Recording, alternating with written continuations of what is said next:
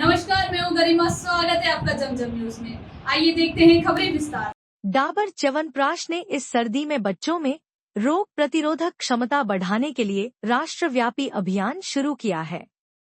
इस अभियान के तहत डाबर च्यवनप्राश ने इंदौर के सयोगितागंज हायर सेकेंडरी जगदाले स्कूल में एक विशेष जागरूकता सत्र आयोजित किया, जिसमें 300 बच्चों को प्रतिरक्षा सत्र में शिक्षित किया गया। इस सत्र का उद्देश्य सर्दियों में बीमारी से लड़ने के लिए बच्चों के बीच जागरूकता पैदा करना था।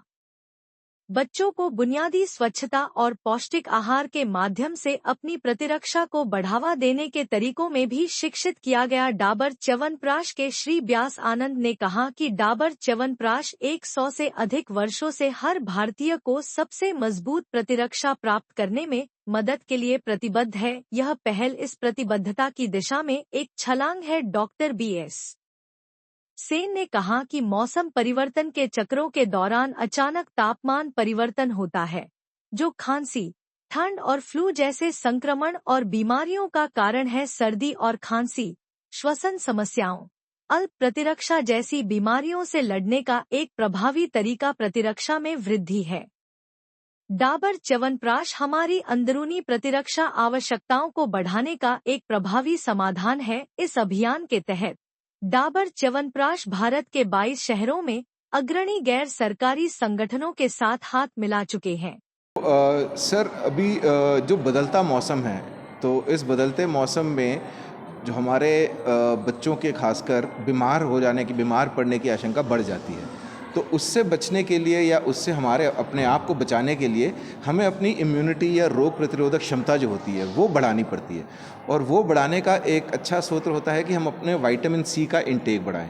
और विटामिन सी जो है अधिक मात्रा में सबसे अच्छी पोटेंसी में आंवला में मिलता है। और च्यवनप्राश जो है वो आंवला से निर्मित है। तो च्यवनप्राश में आंवला के अलावा 40 और जड़ी बूटियां हैं जो 5000 साल पहले हमारे आयुर्वेद शास्त्रों में लिखा है, जिससे इम्यूनिटी बढ़ती है। और आज भी हम डाबर की तरफ से ये जो मुहिम चला रहे हैं इम्यून इंडिया, इसके तहत हम देश भर में स्कूलों में जा रहे हैं और बच्चों को कैसे नेचुरल तरीके से अपनी इम्यूनिटी बढ़ाई जाए उसके बारे में शिक्षित कर रहे हैं।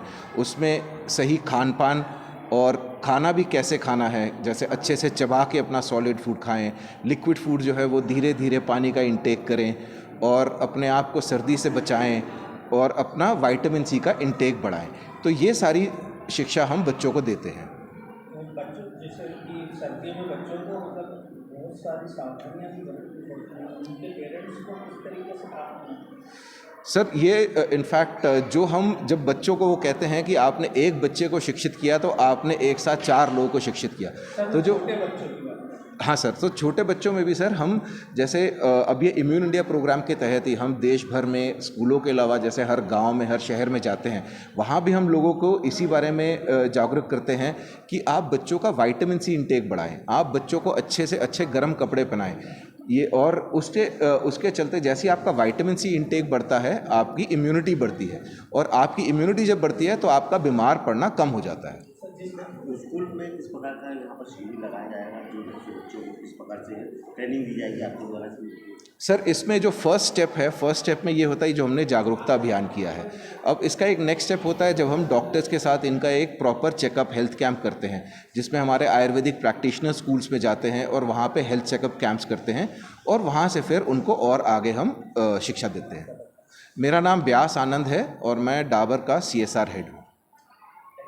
इतना ही लगातार खबरों के लिए बने रहिए हमारे साथ। नमस्कार।